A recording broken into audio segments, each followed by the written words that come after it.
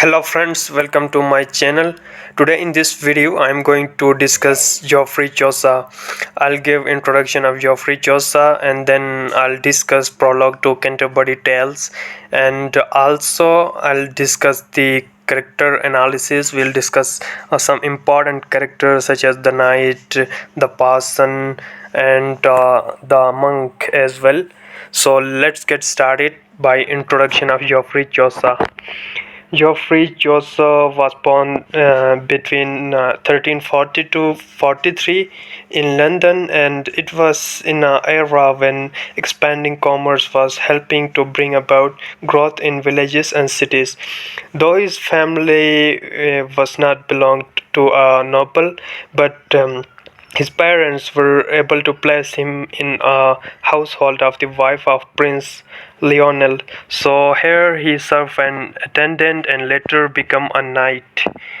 So Geoffrey Chaucer, an important figure in the history of English literature, and he is considered the father of English poetry.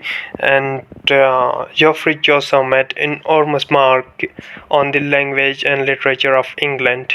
So at that time, writing at that age when French was widely spoken and English was considered an inferior language, so Chaucer was the one who bring about English and to give it importance and write in English to expand English language. So his works were considered a cornerstone of English literature today. So this is the quotation by John Dryden about Chaucer, that he writes that he has been a man of most wonderful comprehensive nature because he has been truly observed of him. And then taken into compass of Canterbury Tales, his remarkable work Canterbury Tales will discuss prologue of this Canterbury Tales. And Dryden wrote about Canterbury Tales that it pictures the medieval world with a richness of description that makes it vibrant and alive. And the journal prologue introduced the individuals from every level of society: peasantry, noble, clergy, and new middle class, with a vivid, bright, full details characterization. The Geoffrey Chaucer is very good at characterization, and he describes his characters in detailed manner. And yes, he was also taunted as father of modern English by his contemporaries, and then we'll discuss that Chaucer wrote in his vernacular English as opposed to Latin or French, as I already discussed that he was the first man to brought English to a higher level, upgraded, and popularity of Chaucer's work written in the London dialect of Middle English rise to this dialect prominence and eventually status as modern English predecessor. And in his lifetime, Chaucer's best known and most well received work, Troilus and Cressida, and a story of two star-crossed lovers in Troy that fall upon the misfortune. But while studying the Canterbury Tales, which is a chronicle, a tale, a story, where a group of pilgrims they journey to Canterbury Tales Cathedral, uh, the place. Okay, here there was tabard in the place is called, and the pilgrims agreed to entertain themselves among the journey by telling each other tales, and each agrees to tell two tales on both legs of the story, means both ways, going and returning. And unfortunately, Chaucer completed only 24 tales. So this Canterbury Tales constitute of 24 tales stories. And Chaucer stands as a beacon of cross-cultural literary identity, and his work and translations are an integral moment in the rise of English literary tradition. And Geoffrey Chaucer made enormous mark on language and literature, and he was among the first writers to show that English could be a respectable literary language. And Yes, we'll discuss that. As I already told that he served in the monarch, so he became a knight, and he was a writer as well. Okay, and his writing was always a sideline. His primary career was in diplomacy during Richard II trouble ran from 1377 to 1399. Chaucer was appointed as a member of parliament and knight of the shire. And okay, okay, this not required. We'll move on to the prologue from Canterbury Tales. Although collection of it's a collection of stories, 24 stories, and Chaucer tales are unique. Why they are unique? Because they are more than a collection of unrelatable stories tales. Because these 24 stories, although they are different stories, but they are related to each other so much that they are considered as a whole as a one tale. You can read them. And Chaucer produced unified work through two techniques. The first technique, he uses a framework, a narrative that contains another narrative, mean narrative within a narrative that are connected and they are interdependent. Without understanding the other, you will not able to understand the other story. So in Canterbury Tales, the fiction of the pilgrims on a pilgrimage that provides the structure and rationale for various tales. And second thing is that thus the various stories form a whole fiction, means all the stories that combine together to form one whole unified fiction. And Chaucer provides link conversations among the various pilgrims between the stories to tie the stories together. And the first component of the framework is the journal prologue, which introduces the characters. Okay, let me tell you what is prologue. Prologue generally refers to a journal introduction. You can call this, okay. Introduction is the word synonym for prologue, and it introduces characters which tells the stories and who continue to function as the characters in the link. And in the first few lines, Chaucer set the stage, explaining the setting and the situation. So literary analysis, characterization, as I already told you, the Chaucer is very good at characterization and refers to technique writers use to develop their characters. And Chaucer offers a vivid portrayal of English society during the Middle Ages. And among his 30 characters, some are clergy, aristocrats, commoners, all kinds of people characters are there. And okay, he give a description of characters appearance, example of character speech, thoughts, actions, and response of others to that character.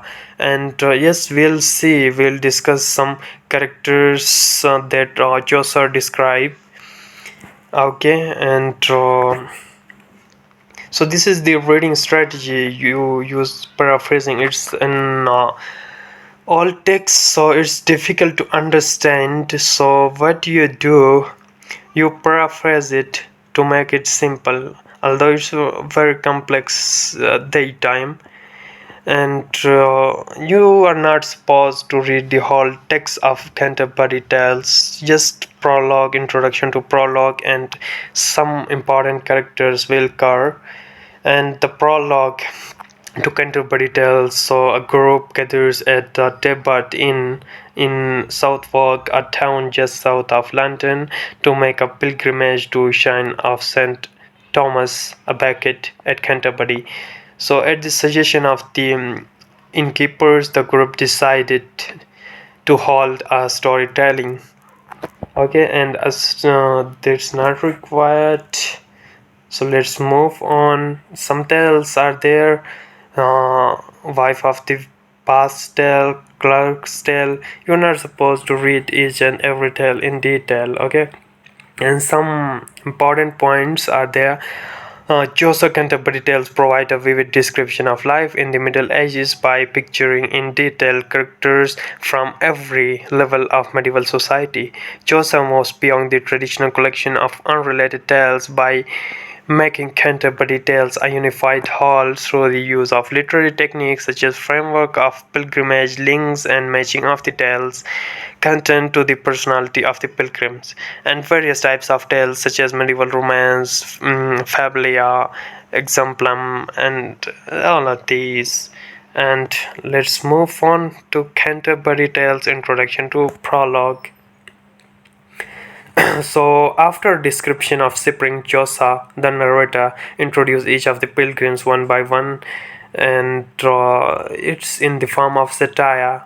Okay, he introduced them in the form of satire, a kind of mockery type, and Chaucer is describing characters from each of three medieval states. You can call this as pillars of states: church, nobility, and peasantry.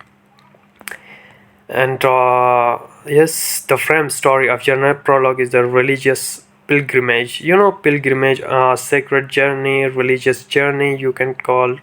And all of these characters have come together to go to a cathedral at Canterbury. And Chaucer describe each of the pilgrim physical appearance very carefully. Description often give insight into each of their characters. And the frame story of the Journal Prologue is a religious, and this is the same. And after description he apologized for harshness, rudeness that might appear, and he is simply trying to be honest as a narrator and use a clear, simple, unadorned, mean not fashionable, simple language. And then he described how the tale-telling contest begins. Okay.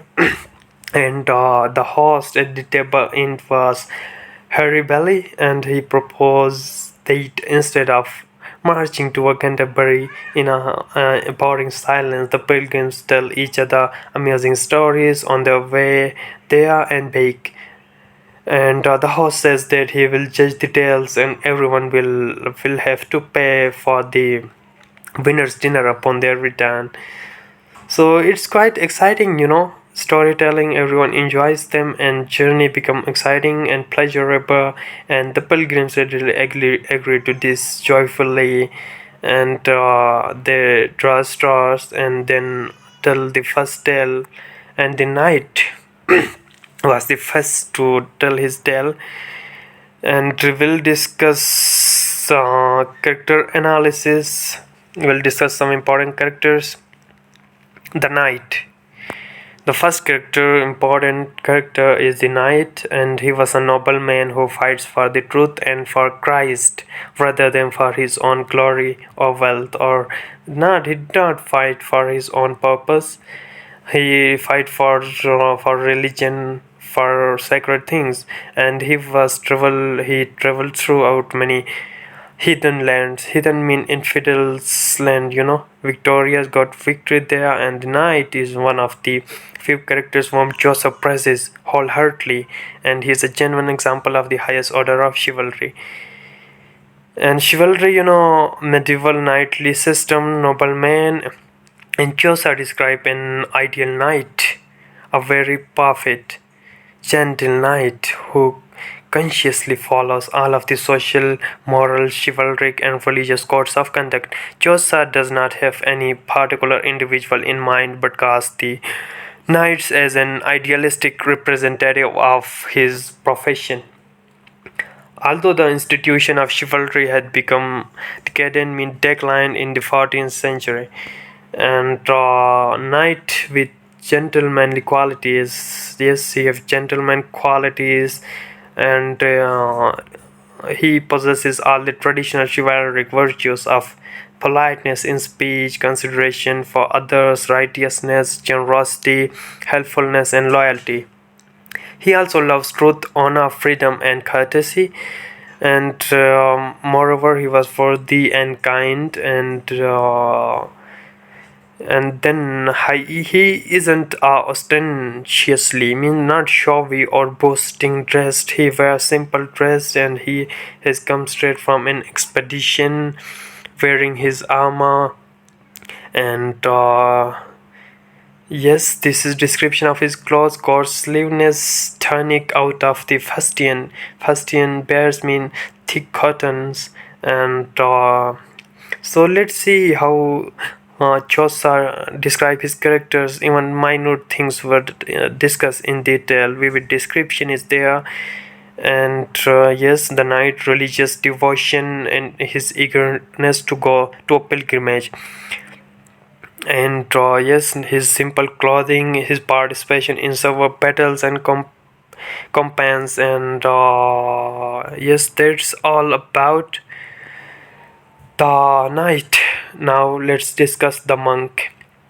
Monk, a father in a church in Christian faith, a religious person. So the monk is a religious character, but he was corrupt. Okay, instead of reading in his cell in his room the holy books, the monk prefers to go for hunting. Hunting, consider not a moral thing in.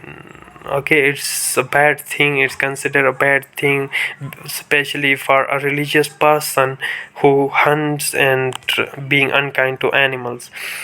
And okay, this is against the rule of church, and the monk also wears, and his dressing, look at his dressing, that being a monk, he was supposed to be simple in his clothing, but he wears richly decorated clothing. And Chaucer represents a corrupt monk who loves the good life and finds more pleasure in hunting than in studying in his cloister. And monk's weakness of good food, expensive clothing, his love for hunting. So this violates monastic vows of poverty and simplicity.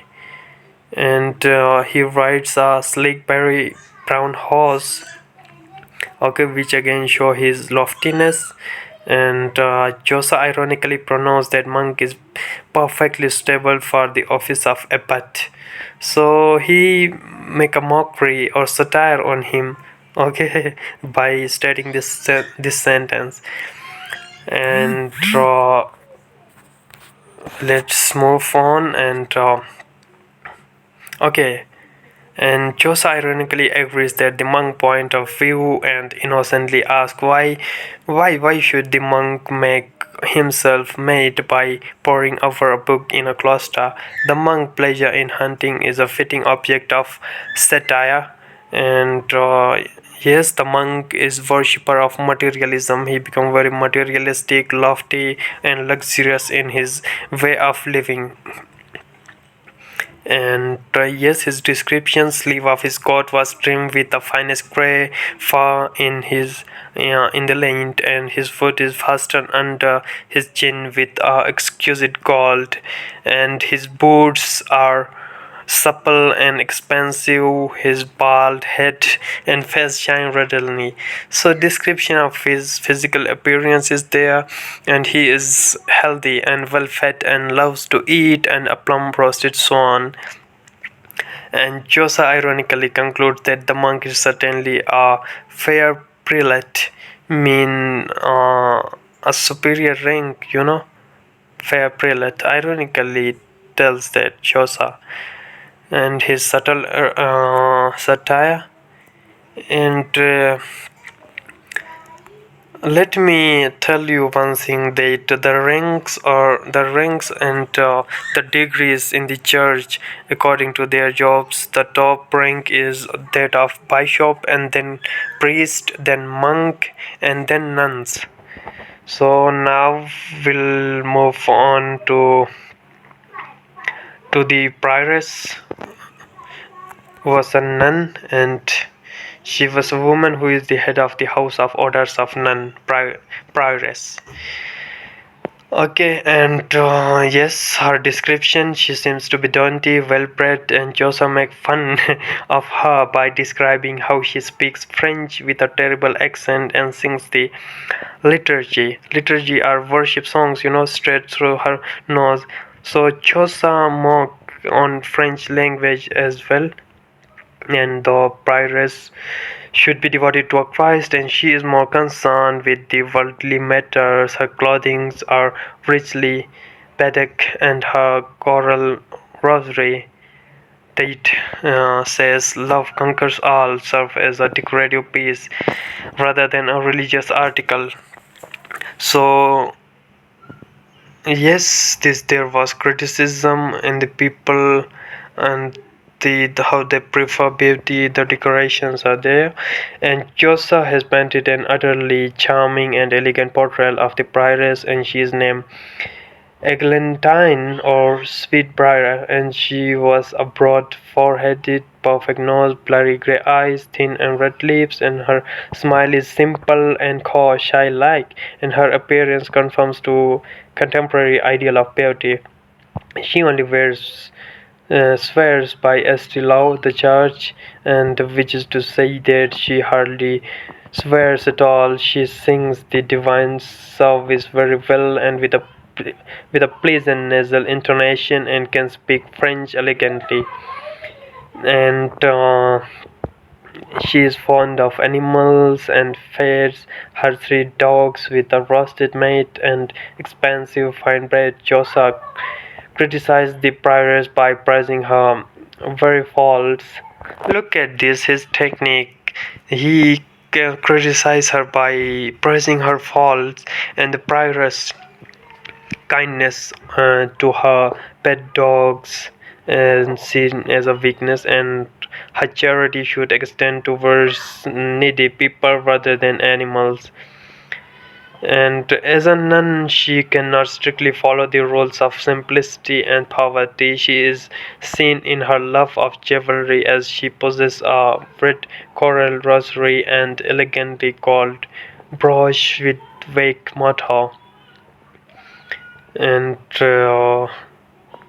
okay, she is elegantly dressed in a cloak, and her wimple is neatly plaited. Thus, Chaucer combines this stroke of irony with unconcealed appreciation in his presentation of the gentle, demure, aristocratic, and worldly prioress. Now, move on to the character of Parson. Parson was a clergyman, a rector, or member of church. Although he is not have a high rank, but he was a simple, a commoner, a common man, and Parson like Knight, he is an idealized figure, and Parson portrayal is totally devoid of any ironical undertones or satire. Okay, the Chaucer is truly inspired by Parson, his character, and he is honest in characterization of the Parson, and he is truly a virtuous, devout, conscious, pious, diligent, and patient individual. And description of ideal person: he is learned man, a clerk, and devoted. Teaches his parishioners the tenets of Christianity, and he was a learned man, a scholar. In fact, majority of the Parson scholastics were totally uneducated at that time, and the Parson retained his faith in God even in times of adversity, and he is benign, wonderfully hardworking, and bears his trouble patiently.